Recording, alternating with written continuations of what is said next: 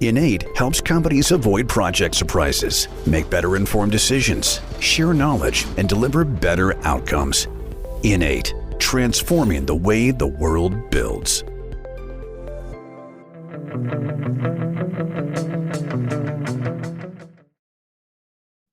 Hello, project people. Welcome back to a brand new episode of the Project Chatter podcast. It's always good to have you with us.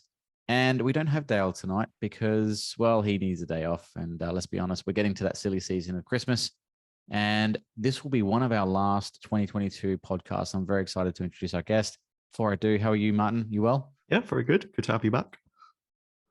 Yes, it's good to be back. I feel refreshed after a few weeks off watching. I listened to some of your podcasts actually with Dale. I feel like you don't need me anymore. I can probably retire. But there were some really good guests. I enjoyed them actually.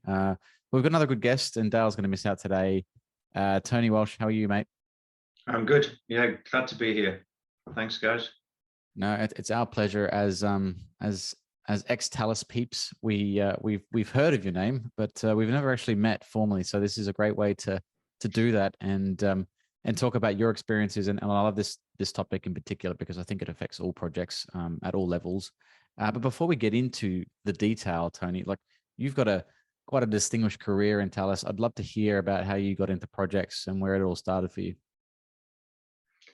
Yeah, okay. That's going back 26 years after a career in the Navy. I stumbled into actually risk management to start with. Risk management, working on a customer friend basis to UK MOD, but found that I couldn't do risk management without a better understanding of what is this big program at the time. What was the Common New Generation Frigate program then? Became the Type 45 destroyer today. What's the program? You can't understand risk unless you understand the program. Getting into planning, suddenly found myself falling into deeper project controls, a big relaunch of that program into the Type 45 destroyer, and colleagues with similar accents to your own, Val, arriving from Australia to help one of the first joint MOD and industry programs establish proper project controls and pull through learning from what was then the Hawk lead-in fighter program for BAE Systems, where payment by earned value was one of the first in the UK. So that's how I got into project controls. Thereafter, there's a history of moving from either large program, complex setup, or in most cases, fixing big problems. I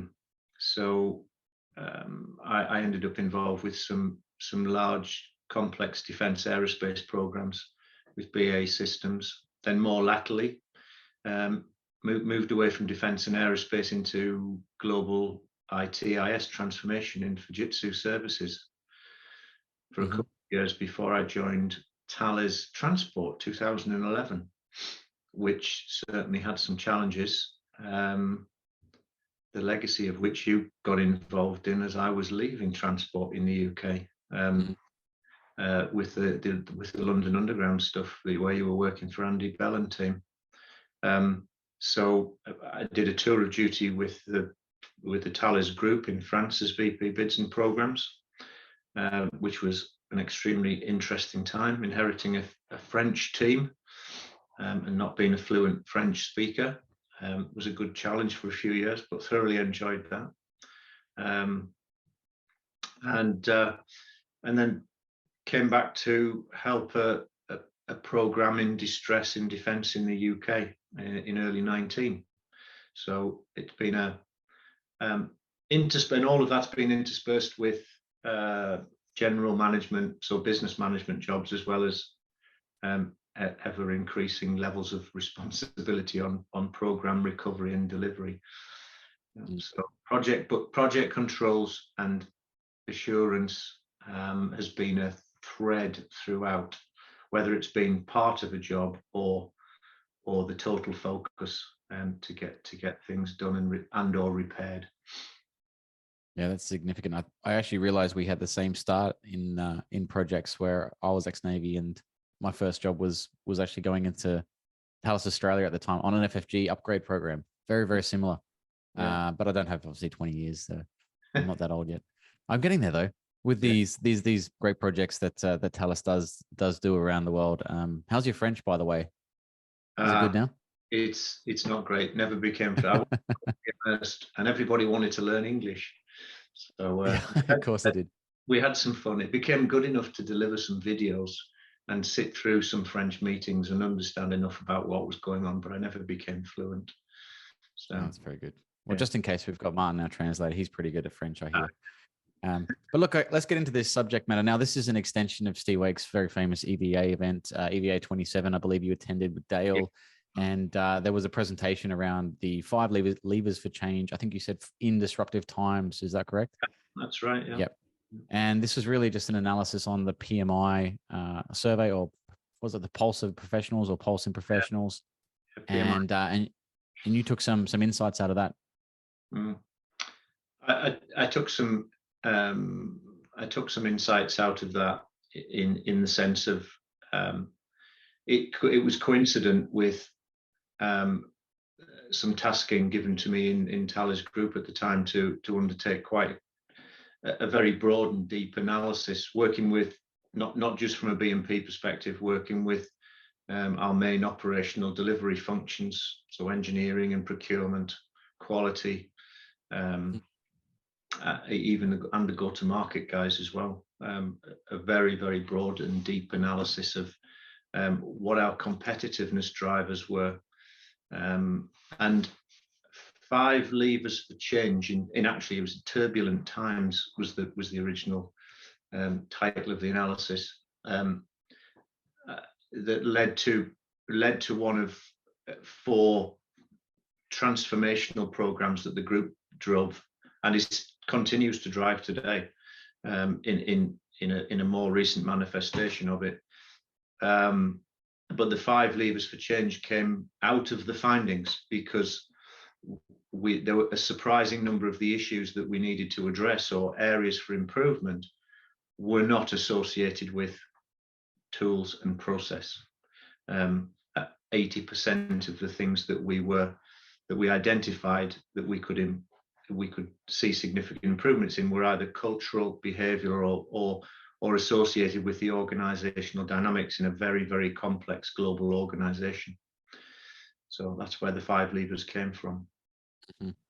And just for the audience, is it? Can you go through those five levers just quickly?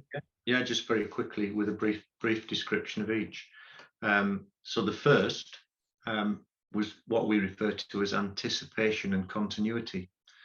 So that was really focused on how you strengthen the end-to-end management.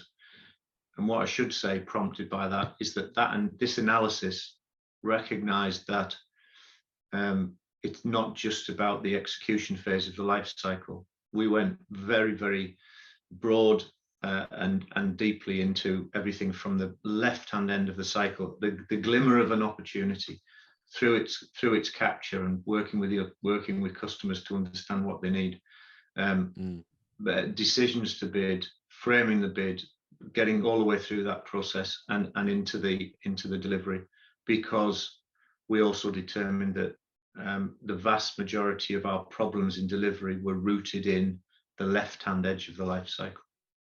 So anticipation and continuity was number 1, to reflect that left to right, strengthening the end-to-end management, focusing and investing more in the upstream phases, left shifting, and then driving as hard as you can to get ensuring continuity along the life cycle, which is achieved in different ways, be it through your PMO team, from the bid manager transitioning to the PM in delivery, or the PM for delivery joining the bid team and influencing the delivery approach.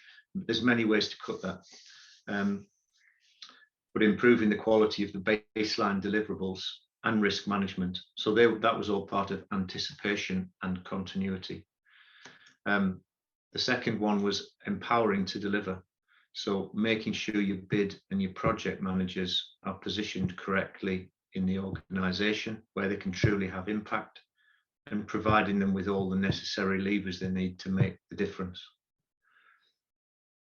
So closely associated with that as well is the third one, support.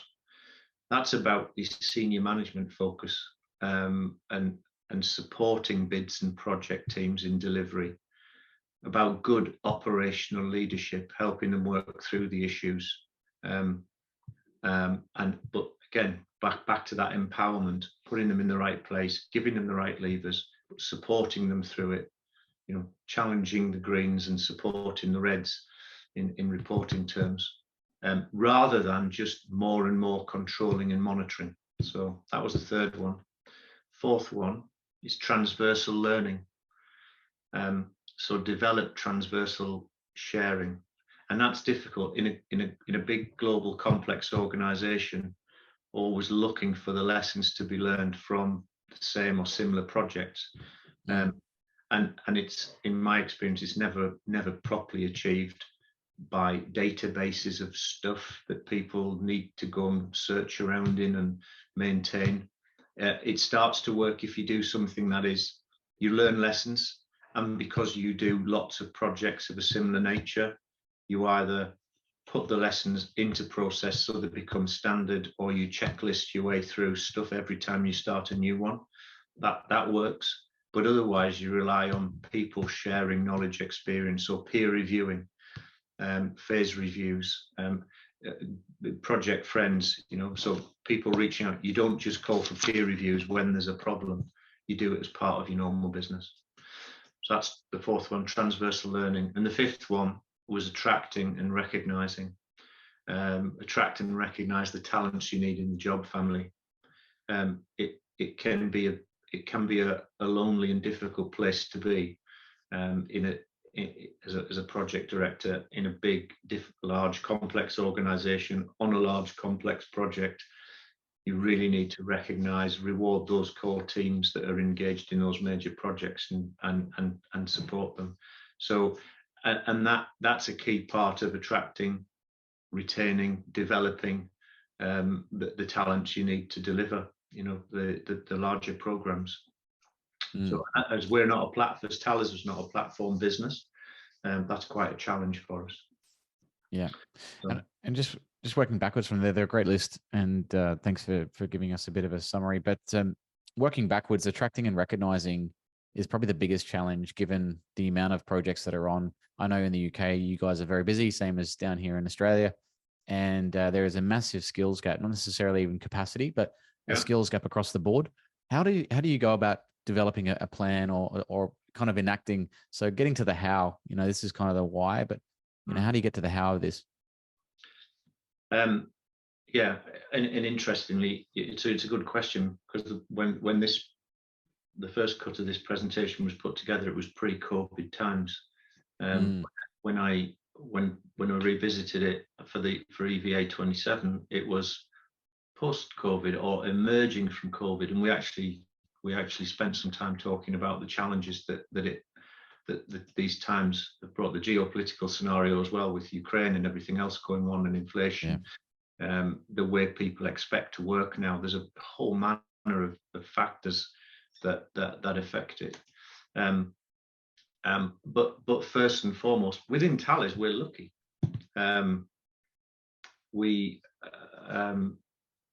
have an internal job market, and we keep reminding people of that. So we're actually doing. I'm going to call this. There's three legs. There's three legs on this stool.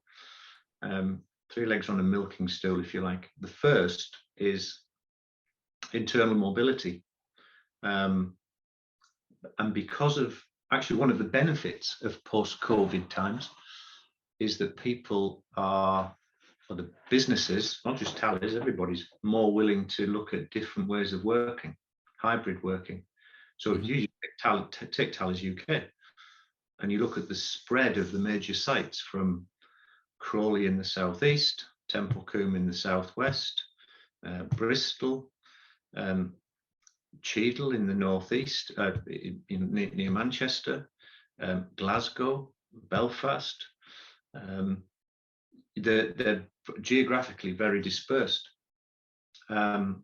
Typically, they're specific. The business, the actual, the businesses themselves develop footprints across those sites.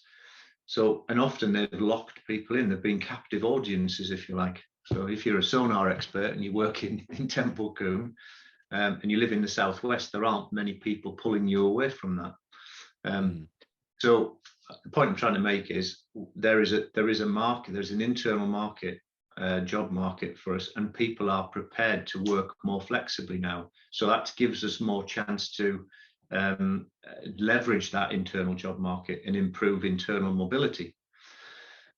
To do that, we need better talent review processes. So we've got a big focus on that at the moment to make sure that we are properly line managing people and putting a lot of time functionally into that talent review process to make sure people are getting the development they need.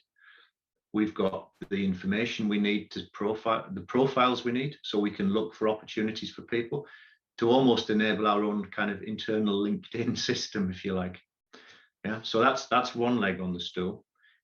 That internal mobility works. It means it means we've got to backfill. So we've got a backfill process that's not completely, you can't do everything internal. So we've set up resourcing accelerators in engineering and in bids and programs. Because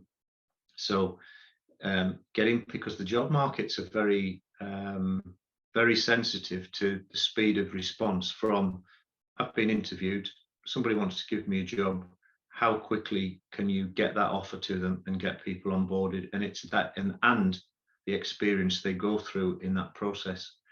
You may as well assume today that if you found somebody through an assessment centre and you want them, they're already holding an offer from another company as well. So it's the speed that you execute. So the resource accelerators, which we've put a hell of a lot of effort into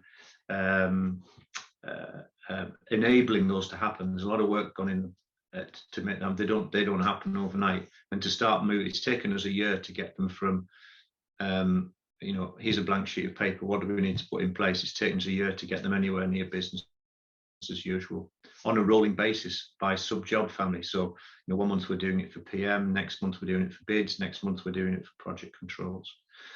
So that's second leg of the stool. And then the third one is a delivery academy. So working with the other ops functions, understanding the key capabilities that we need to develop, and internally giving people all of the taking cohorts of people. We've run the pilot this year. We now need to design it for service.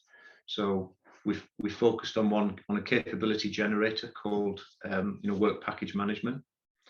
So that's one of the key things that we need. The number of is effective work package management, and it's not just the bid and project job family that are work package managers. It's engineering.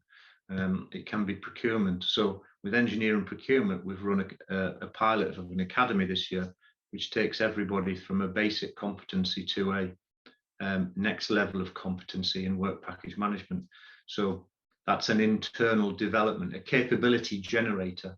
And through strategic capability planning in the business, which is part of our yearly business cycle, we'll continue to work with operations, with engineering, with procurement, understand what capabilities we need to generate and use those capability generators to do it internally.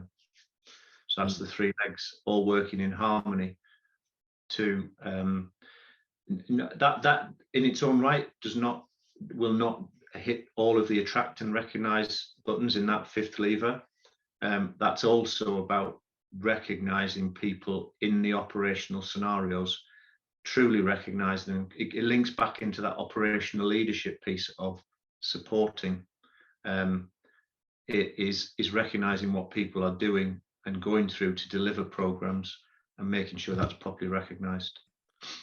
So as someone who's been responsible for the training and development needs in your role as global bids and project director, how do you go about identifying the learning and development needs and linking it to some of the things that you're saying there? Because some of the skill sets and cultures, Yeah. you know, I worked in three different Thales sites in the UK and one in France, and they're massively different between the three. What's your process for identifying those needs? So that's a really good question, Martin, and it's been a real challenge. I think that's been a journey of some years actually. Standardizing the way in which we assess, we give people the ability to assess their competence objectively. So we work with APM, we work with IPMA as a body. So we use the IPMA competencies, and if we're working with APM, we look for the equivalence as well. That's not the difficult bit. What we've had to do is develop an internal mechanism, standard way, and get everybody aligned to a competency assessment tool, if you like, that's easily accessible, meets all the data protection requirements, is acceptable to different cultures, different, the unions in France, perhaps a lot more difficult, more challenging than they are in the UK. So all of those factors come into play, but at the heart of it is a simple framework, and actually we use exactly that in that delivery academy and competency generator I've just described. That's the first thing that people entering that academy do, is take themselves through an initial assessment of their competencies against an expected level, informed by the IPMA competency framework. So it's not just us making it up, it's got international credibility. Then they get help to assess themselves against that, make sure that to normalize it, if you like, keep people grounded and not panicking, and then understanding the elements, the modules in the program that are going to address that, be it online, be it reflective sessions, working together, on-job training support from their local teams, and their learning logs to do that. So this is the benefit of somebody being in the academy, is that if you just expected everybody to do that as just part of their day job, not everybody has that discipline and focus. Going through the academy over 6 or 7 months gives you that focus. You've got an end point, and there's things to achieve through it. So, but at the heart of it is that initial competency assessment, and the gaps that need to be filled, and then do it again at the end and do the comparator, and make sure that people are getting the right experiences. But so are you almost looking at, how do you assess the results at a global level then? Are you almost taking everyone's, because I can understand an individual level, Val and I think we've done these competency assessments a few times, and we had needs that, our own personal learning and development needs, but at a global level, is there something that every year that particularly sticks out? So I'm not sure where we haven't got the rollout matured enough to be looking at it year on year, but as we speak, from the work that I described, from that original analysis, this transformation work got underway ahead of the pandemic, and there was about 30 key actions identified under those 5 levers for change. Post-pandemic, there was real focus given to 6 key areas, which we refer to as product and project efficiency essentials, PPE 1 to 6. Now, one of those is really focused on the right team with having the right team with the right competencies. So without trying to boil the ocean, if you remember the Thales structure in terms of the global business units, the major countries, the business lines within them, the domains in the countries, on a priority, on a risk basis.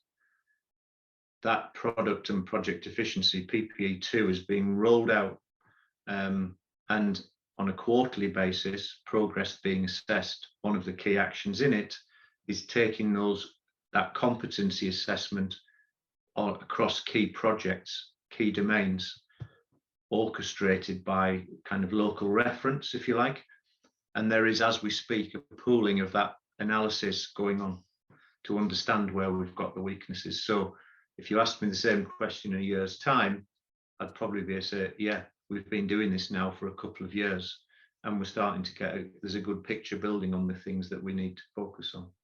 I think in some ways, and this sounds a bit cocky, doesn't it? It'll tell us stuff we already know, but you still need that evidence and data to support the discussions. It's the why do we need to do this stuff, as opposed to just saying, well, work package management and system engineering right across the life cycle are your Achilles heels. You've got to get them right. Definitely, it's always going to evolve over time, and it's just, yeah, like you say, it's good having data to back up your assertions. Yeah. A couple more for me. So when you were talking about your review of competitiveness, were you looking externally as well as internally? Were you looking at what your competitors were doing? You know, were they trying to left shift, bringing the project managers into the bid phase, or was it very much self? How can we become more competitive as an organization? We didn't look outside specifically on competitiveness, but concurrent with that analysis, in fact, before it, 2016, we started the process. We started to get involved in external benchmarking, a formal process of external benchmarking, and we actually were working with, at the time, 4 companies: Sistra, Technip, EDF, and Renault. EDF, because at the time when I went to France, Jean-Bernard Levy had left Thales, and he was then the CEO of EDF.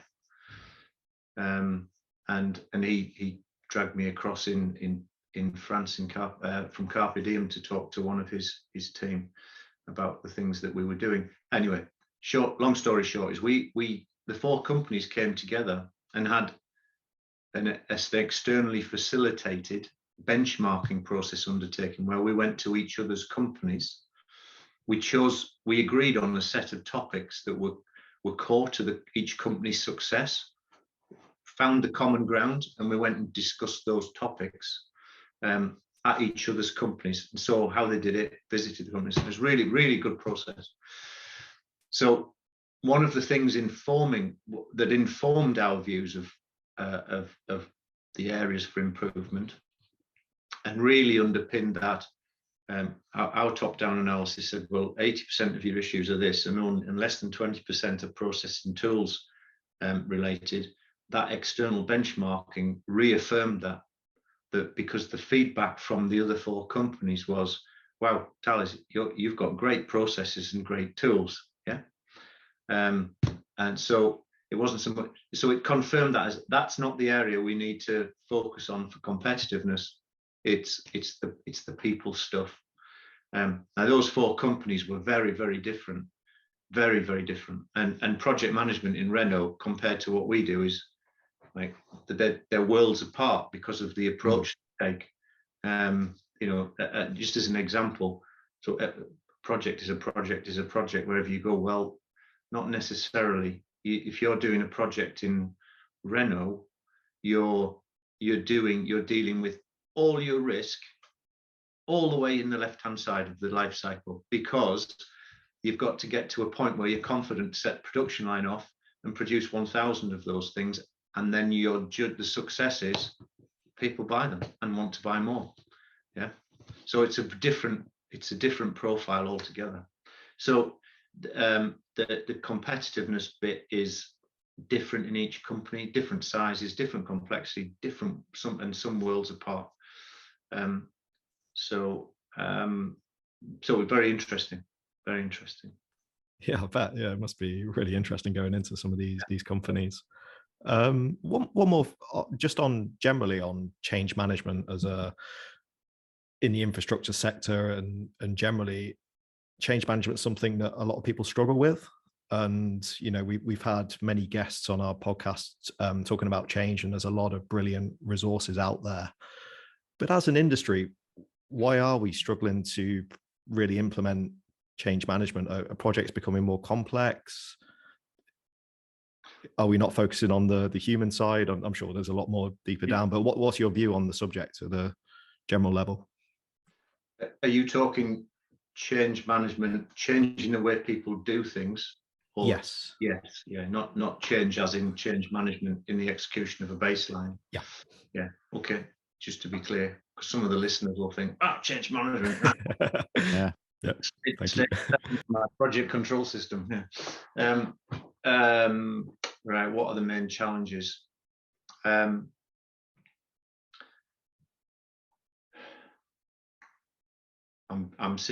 pausing to think, because that's a big question, and I'm thinking of the kind of people that will jump onto this and think of what are the key threads, and I'm really thinking right across the 26 years that I described earlier, what are the common themes that you find? Because whenever you're recovering a program, if you're digging it out of a problem space back to being properly under control and delivering, that is probably the worst scenario you ever have, to change.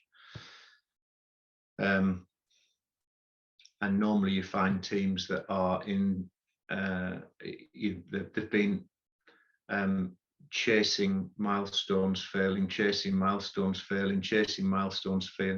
and you need to stop. So first and foremost, there's a need to recognize that there is a problem. And if you pick up any change book, it'll say, first of all, you've got to have a reason for change and explain why things need to change. It might be there's a crisis. You almost need a crisis to make the change. Yeah. If it's not a crisis, it's got to be blooming compelling to get people's attention. And why do we need to do stuff different? Depending on how bad the situation is, then they'll listen more quickly than in other circumstances. It's very much down to I think leadership is the next piece. That operational, again, hands-on operational leadership and setting the tone about how things need to be done. You have to model that change and lead by example on what's expected. And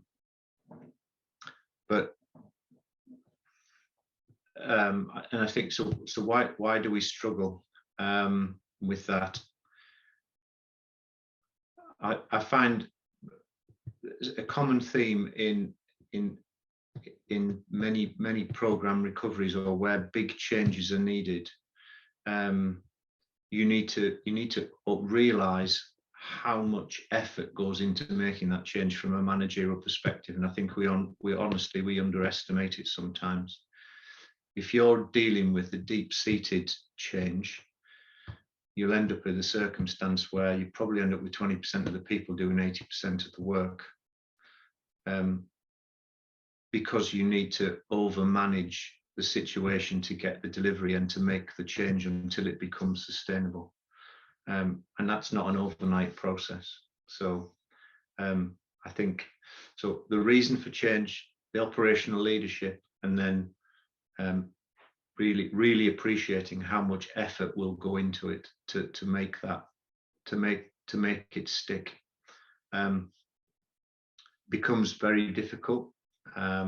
It's even more challenging in a large company, any company. Thales is a good example. You mentioned it earlier, you've worked on 4 sites in the UK and 1 in France. Very, very different cultures on the sites. Of course, they do different things, different cultures evolve. And therefore you need to be quite specific. You might have a generic change that you want each site to adopt, but make sure you really truly engage with the people, explain why and what their specific needs are in making that change. Yeah. The best example I have, and I think back across the 26 years, was that when I was working at Fujitsu. I probably can't say which program it was on, but it was in the private sector, and I joined a program well into its delivery, but there was still the original timeline of delivery to deliver, if that makes sense, when I joined. And I think I was the 7th project director at the time, and the single biggest failing was it was a transformation program. It was a desktop transformation, and what hadn't happened was the user engagement. So Fujitsu were delivering a change into this organization. The customer part of the organization, had insisted on keeping the business engagement task, and it was a global change that had to happen, and the end users were just insufficiently engaged on the why and what they needed, and you were trying to make such a massive change to the way they operated. Without that engagement, it was impossible. And that's why, I mean, I think if people are familiar with what I think is one of the best project management methodologies out there, managing successful programs, that's why in the recommended organization in MSP, you have a change manager at the same level as the project director, reporting into the senior responsible officer, because the business change lead has a foot in both camps, both with the end users and the project delivering. So they're the conduit between it, and it's that engagement that's absolutely key. Well, that's great, and thanks, Tony, for sharing that. I think that was a really good overview and some detail there. The other one I had, which was around transversal sharing, I think is a really, really powerful one. We've had a few guests come on the show and talk about the various types of sharing methods. And it is hard, as you know, Tony, you mentioned, when you do have teams at scale, how do you ensure there's that kind of reach across the bench, that people are collaborating, that people are sharing stories and learning lessons, as you mentioned. And we talked about the value of sense making and storytelling in general, and how, it can't necessarily be defined or quantified in data. It's one of those things, and I think the PMI do a good job, and a few other companies send out surveys to get this qualitative narrative from some of the guys on the ground, the PMs, the project controllers, the guys that are, living it and breathing it every day. How do you capture? What's your view on storytelling, or at least sense making in an environment like a large project where you want to carry forward? And I guess there is a large part of that which would be competitive, right? Is to understand what we did right, what we did wrong, how we can improve in the future. What's your view on that, and how could we capture that more effectively, maybe? So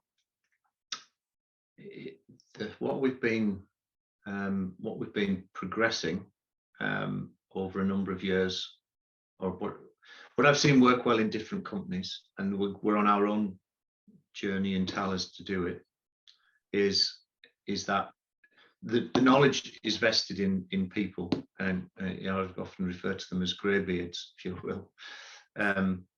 The people that are able to tell the stories and relate their experiences. And the biggest thing for competitiveness for me is about deliverability. It's not just about the price of doing things. It's the having the confidence in an organization that you get delivery, and building up that trusted confidence in delivery, which means when we're left shifting things now, as I described earlier, we're looking at deliverability as much as winnability. Yeah. And that for me is what it's all about. We want to do that in as competitive a way as we can, but we need to do it in a deliverable manner. Yeah. Mhm. Competitiveness is not just about the price. Now that deliverability can only be assessed by people with the right experience, asking the right questions, explaining their stories of how it will play out, whether it's exactly the same or like experiences. That's what goes into establishing your baselines in the first place. So we're doing for a number of years now, but it's becoming more and more the way of doing things. And in the UK now, I have a team of two halves.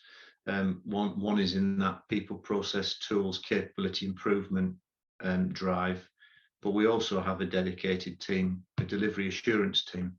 Sometimes they're called tigers. I had the same when I was working in the group. Yep. So what we're able to do now is, because we've invested the time and money in putting those two halves of the team together, it means we can continue to work on both bits. If you don't invest in that, you can do one or the other. You can do some capability improvement, but you can't go and help businesses launch and dig them, or address problems.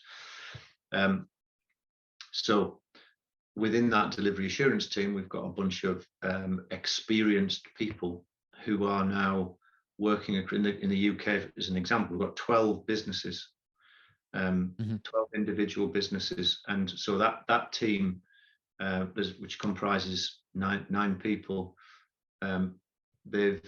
they develop relationships with the domains. They're not hard and fast, must work here, or what you want, and not for others.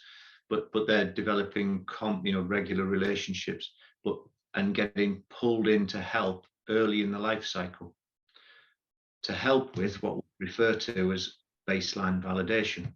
So baseline validation has a set of, here's a good starting point. There's a baseline validation checklist.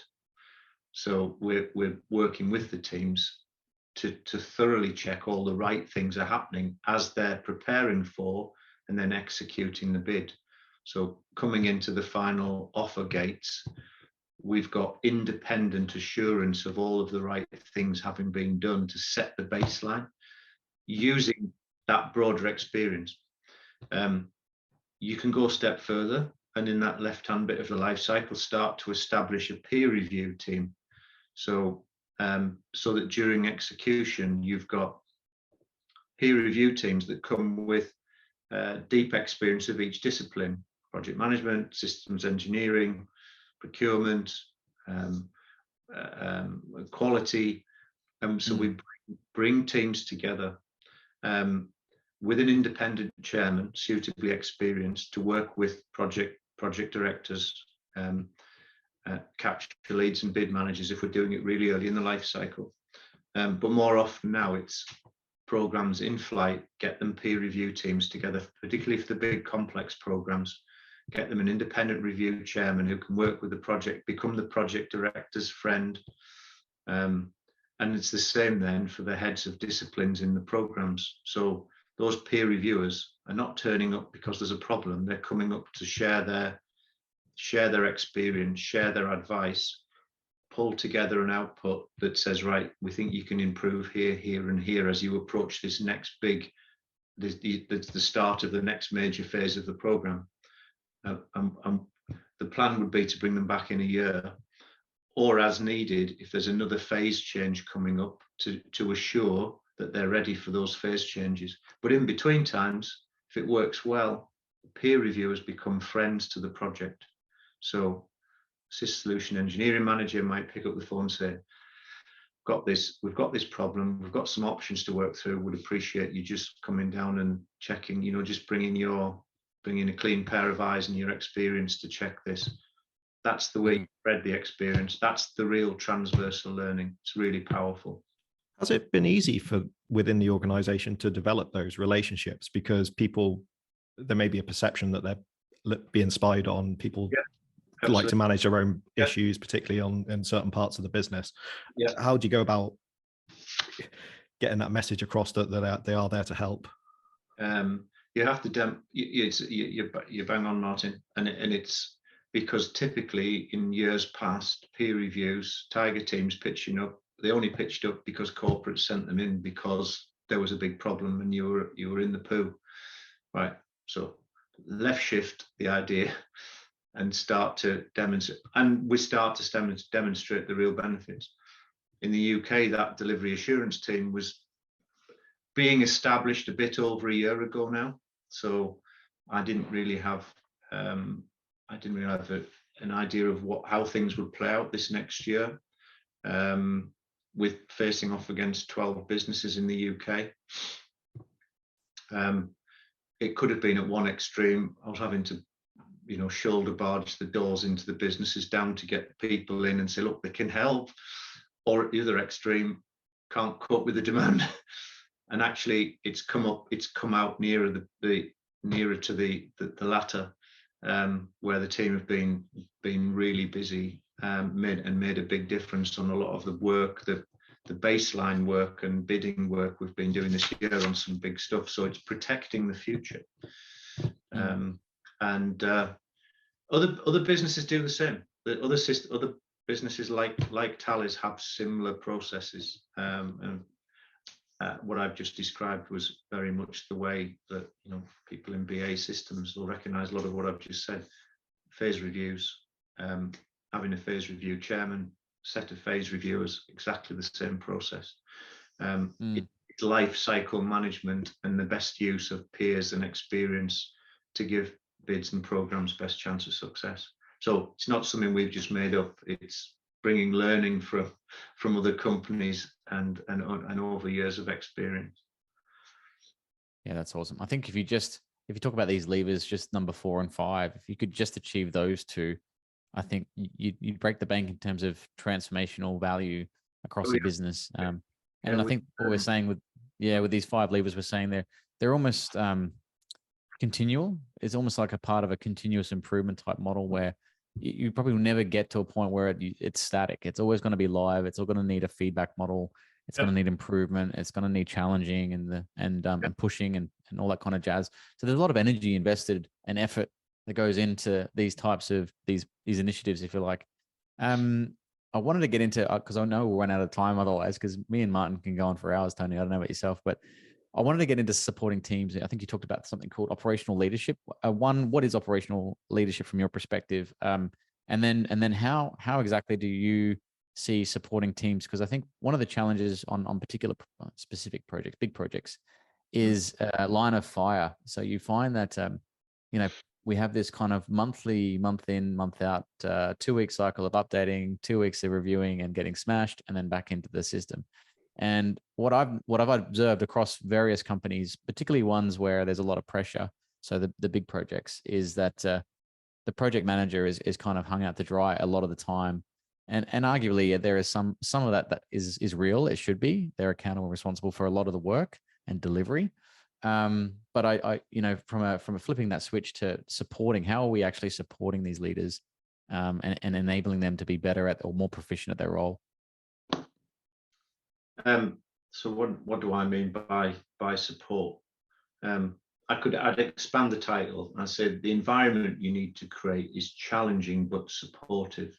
Yeah, and that's really key. It needs to be challenging, but realistic and supportive.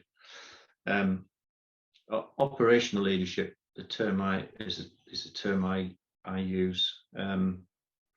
Because what operational leadership is not is controlling and just controlling and monitoring. You could describe it as that line of fire. So you cannot just rely on the monthly drumbeat and business rhythm of your business cycle, of your project control cycles, of the costs coming in, the analysis happening, and the project management review taking place, and the PM getting the bollocking and sent away, and see you again next month. If there are problems, that is not going to solve it, because it just wears people down. And then you're back into attract and recognize problems, because who wants to work in that environment? Yeah. So the challenging supportive bit is recognizing that rarely do projects go smoothly all of the time. They all have however well they're planned, executed, they'll all have the typical project problems in delivery. And it can be a bit of a lonely place if you don't feel, albeit challenged, but fully supported and in the right position in the organization, empowered to deliver it, and given the things you need to do it. That operational leadership for me is about leaders getting alongside the teams, really understanding the issues, and giving them the things they need to solve the problems. Now that could be a bit of advice and counselling. It could be sharing some experience. It could be sitting down next to people at a desk, showing them based on your experience, or getting them around a whiteboard. It definitely means a lot of listening. Yeah. A lot more listening than direction. There's five things. Sorry, it's not always five, I promise. But there's five things that drive my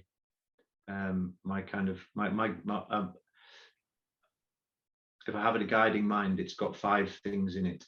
And the first one is about simplification. What is it we're trying to achieve? And whether that's at a total program level or in a work package areas, are we clear what we're trying to achieve here? Simplify it, make sure it's understood. Align people to it and help to get that alignment. So the individual, their teams, they're aligned to it. And if there's problems in getting that, then to that position needs to be addressed. People always, right? So look after the people. It's the people that need the help. It's them that's doing the delivery. Look after them. Be flexible, because stuff's going to change daily, weekly, monthly. Stuff will change. And if you have to go around the simplify, this is what's happening now. Get everybody aligned. Make sure that people are happy. But be responsive. Be flexible. Help them to do that. And then just doing the basics well. And if they need help to do the basics well, so everybody's doing all the fundamentals of the work package management, so we can create that top level picture, give them the support they need to do that. More monitoring and control ain't going to solve the problems. So this, for me, that operational leadership, and being an ex-military man, you probably remember Adair's model of task, team, and individual. Those five things I've just described in my guiding mind are very much aligned to the task, the team, and the individual, Adair's model. And that for me is what the operational leadership is, and particularly when programs are in difficulty. That's where most of your energy goes, umbrellaing and protecting the team and driving those things. And it won't happen overnight, but that's the way you start to get the delivery. That's why. And you need other leaders around you that are helping on a big program. You need other leaders around that are doing the same thing. And all those leaders need to understand that it's the end of the day, they'll get to their inboxes because most of the day is spent with the people doing that stuff. Yeah, no, that's just great. I think we called that umbrella term is really good to explain to listeners, because I think sometimes we share a lot with our teams, and whilst that seems to be a good idea, I've seen it actually affect teams in a negative way, because not everyone can manage that pressure, and that is actually an acquired skill as well.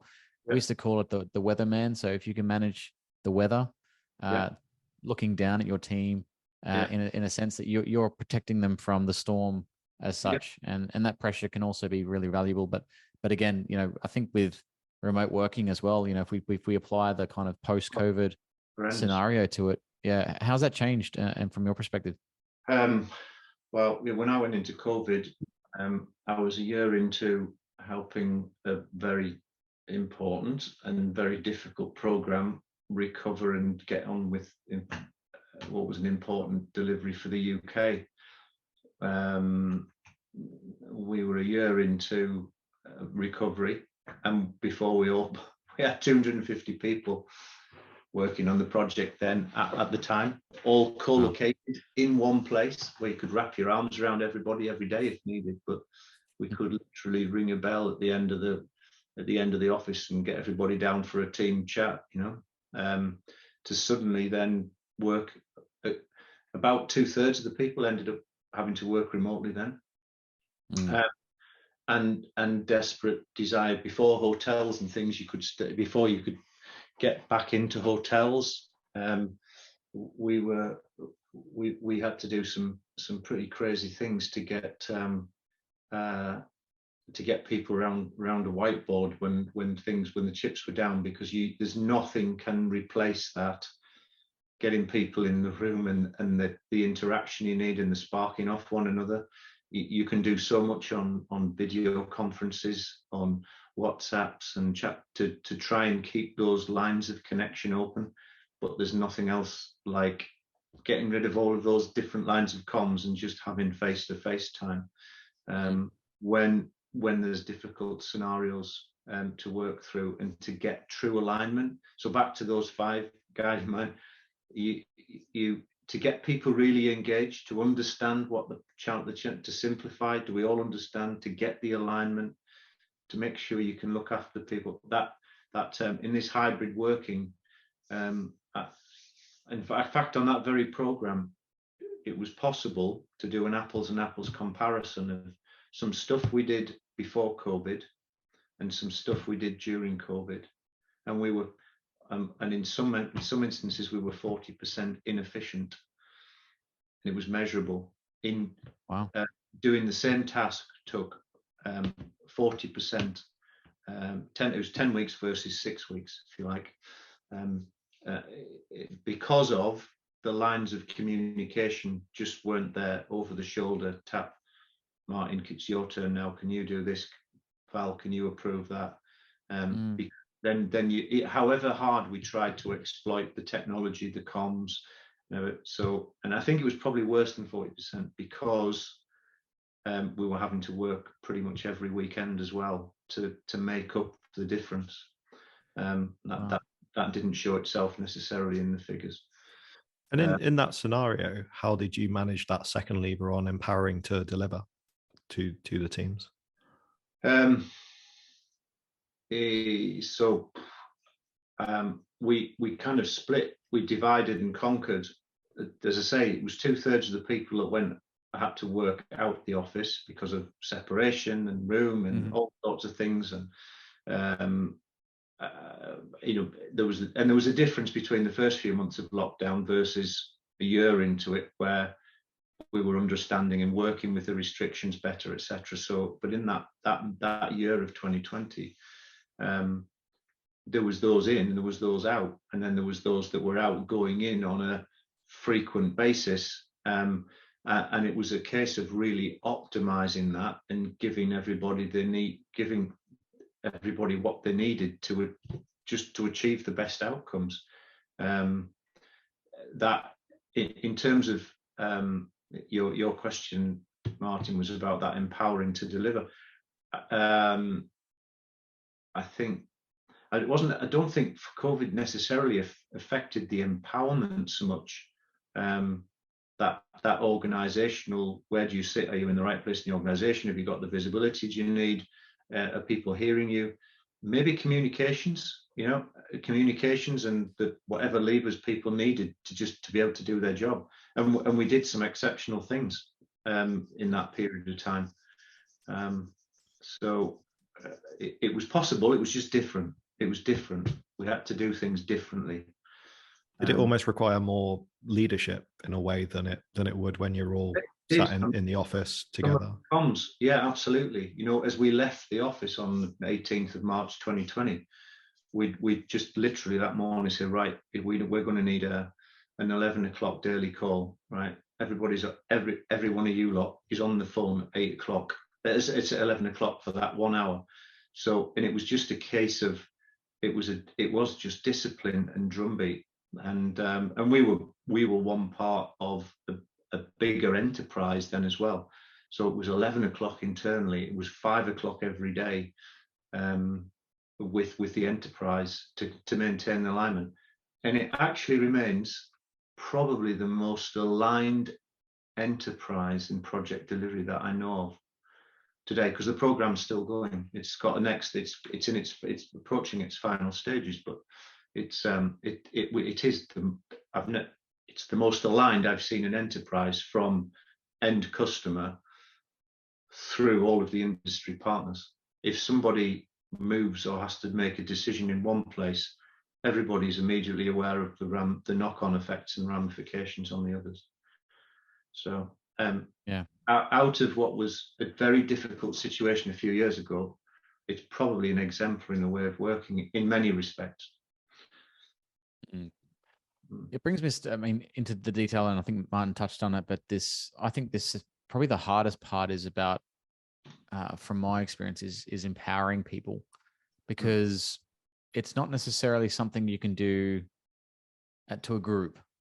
You could Tony Robbins them, you could motivate them, but motivation is temporary, and so empowerment is different. Yeah, it's a choice, and it's the, what do you do to get out of bed in the morning? What sparks that internal fire? Because I think if we try too hard, it sometimes comes off as disingenuous or inauthentic or pushy. It's very easy to go over or overstretch or overreach, perhaps, when you talk about empowerment, and people want to feel that they have choice in these discussions when they talk about empowerment and inclusivity and entitlement and all of these things. Where do you start with this? Because it's a tricky road, right, Tony? It does, but I'm in a little bit of danger of repeating myself. And back to the point I made about you being an ex-military person, task team and individual. People don't work for organizations; they work for people. Yeah. And then it's back to that operational leadership, and creating the environment. Empowering people to deliver. Why do people get out of bed every morning and go to that project, which is really difficult and really challenging? Because they want to succeed, and they want to succeed and make their contribution because of the leadership, the team leaders they're working under, and the overall project leadership they're working for. It's about the environment you create, and it's an esprit de corps. If you can create that real esprit de corps with good operational management, however, and in the face of adversity, teams do remarkable things, and start to adopt the attitude, you know what, we're going to do this despite X, Y, and Z. We're going to do this. That's the attitude you're always trying to create, but it is because people work for people and they want to do it, not because they're being ordered to do it. They want to do it for the people they work for.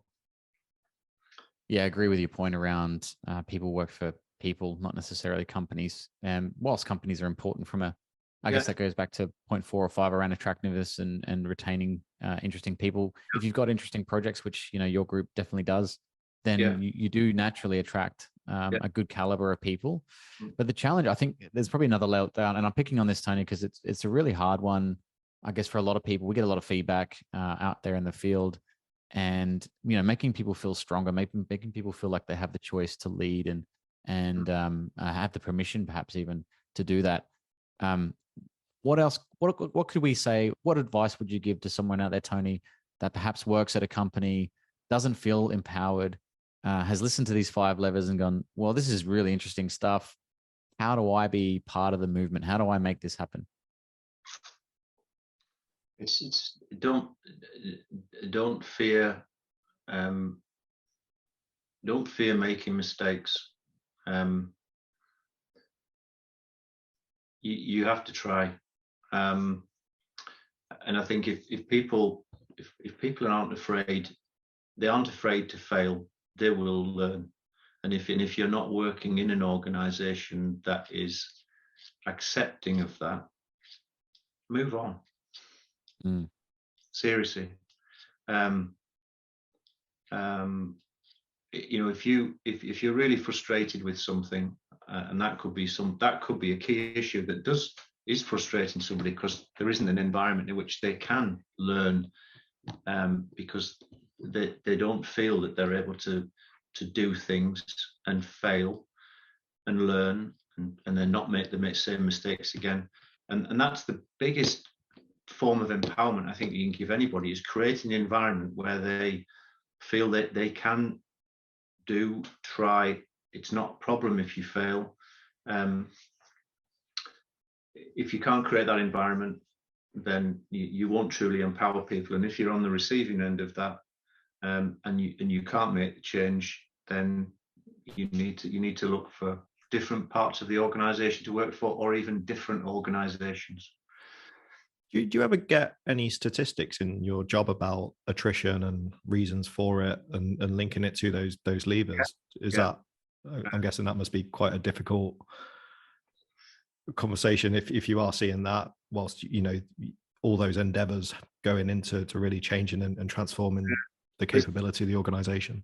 There's a lot of statistics flying around at the minute because of the external environments. So you see a lot. The HR guys are sharing a lot of really interesting stuff with us. The one that really sticks with me is, and it's very pertinent to the younger generations, the sort of the demographics of 25 to 35, is that it's money isn't the main motivation. It's the ways of working and learning is far in excess of the money side of things. Money does come into it, and people are moving companies just for extra money. But the single biggest thing you can do to impact or reduce attrition is give people the ability to move and develop within the organizations. So Thales is well placed to do that, and other large complex companies that have different things going on in different sectors. It's allowing people to develop and learn. And then it's linked back to Val's question a minute ago. How do you create that environment? And being able to fail and learn, and then do that, move on, work in other bits of an organization. Learning and development and movement are absolutely key to attrition, or management of attrition. I suppose that links quite nicely to the other lever, the continuity and anticipation, and anticipating both the business needs and what needs to happen to be successful. Very much the anticipation bit, particularly. We need to be looking not just months, years ahead. It's that strategic capability planning. And in a global organization where you're looking to staff projects you might be doing a program. You guys remember the transport programs in the Middle East going on, where you have got, they're not just multi-business entities in a country, they're multi-entities across multi-countries. They're in truly international projects, bringing capability from different countries to a country of destination. And that anticipation of how do you create the workforces? What is your industrial strategy? What capabilities do we need? Because they're not always there locally. So you've got to find people with the right capabilities that want to go there. And that doesn't happen overnight. You need to be thinking 18 months, 2 years ahead for things like that, while you're actually bidding for the stuff in many cases. Difficult environment. Challenging. It's interesting.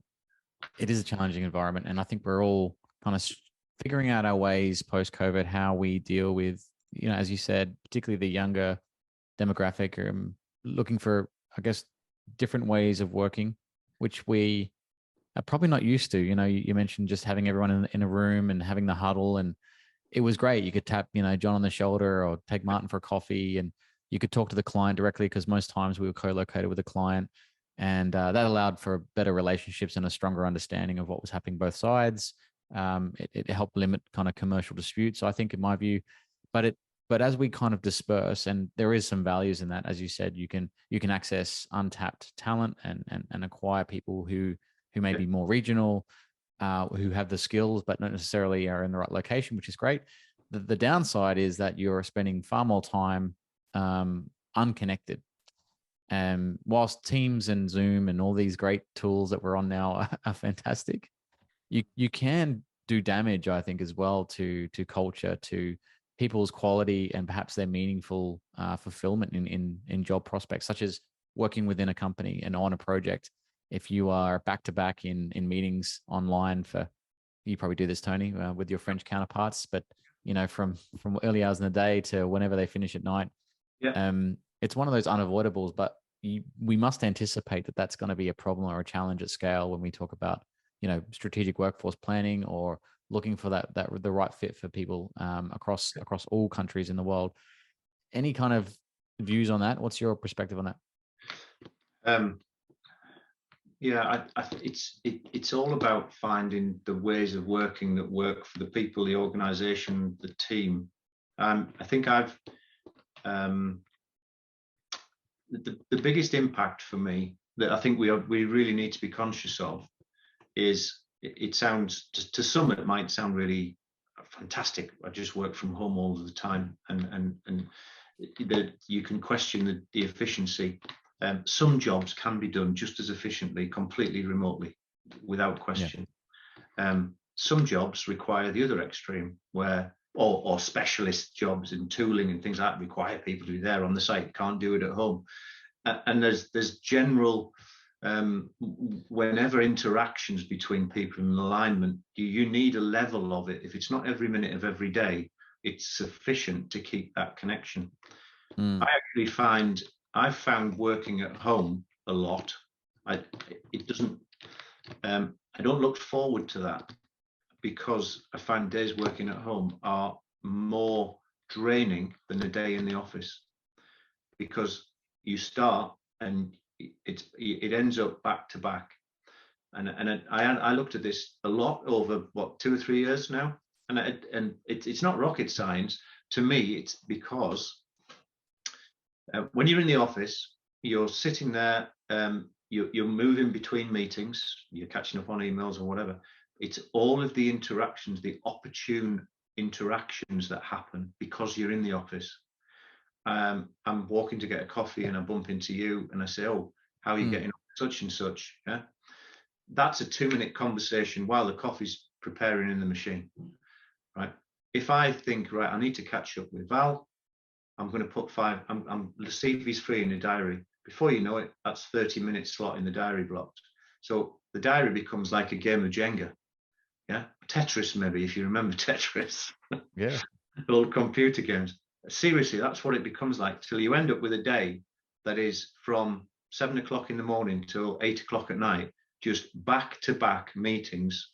And I can be sitting here in this office now, and I've got 4 or 5 different lines of communication, and you're trying to use them all, because naturally I'm trying to maintain the same level of connectivity with everybody that I would if I was in the office, and the opportunistic interactions were happening alongside the meetings that were arranged.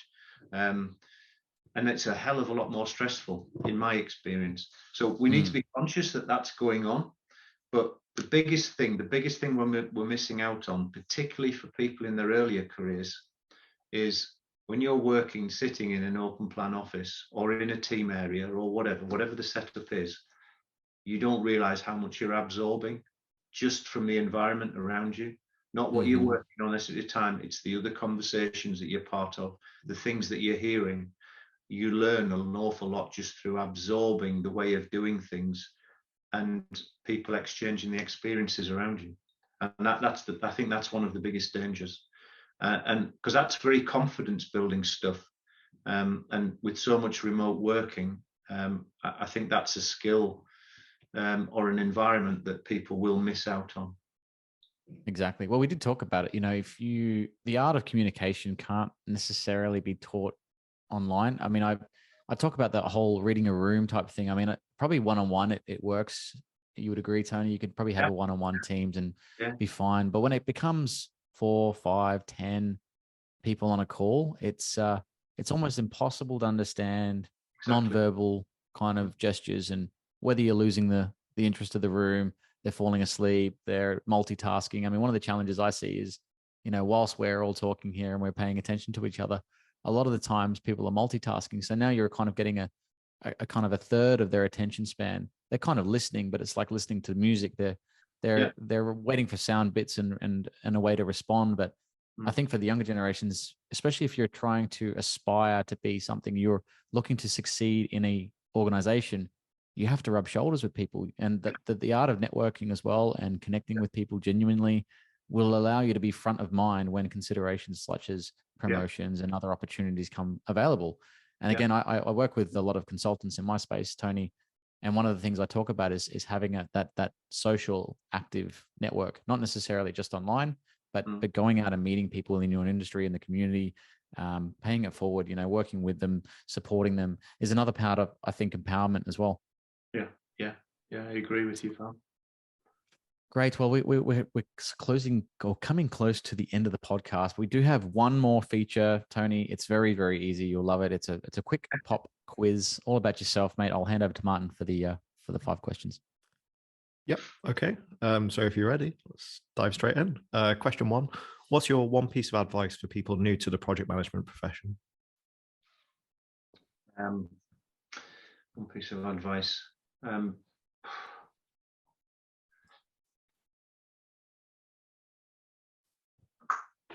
Gosh, that's a hard question. And it's supposed to be a quick pop quiz. One bit of advice. Learn something every day. Thanks.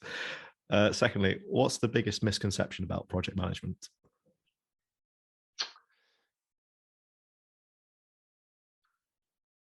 Biggest misconception is that the principles are the principles, and it doesn't matter what environment you're in. I learned that through my own experience. Certain domains require domain knowledge to be a successful PM.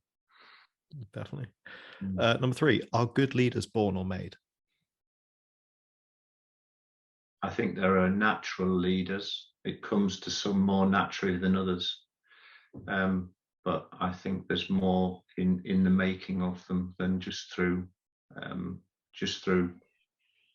natural birth. Great. Number 4, what would be your book recommendation to our listeners?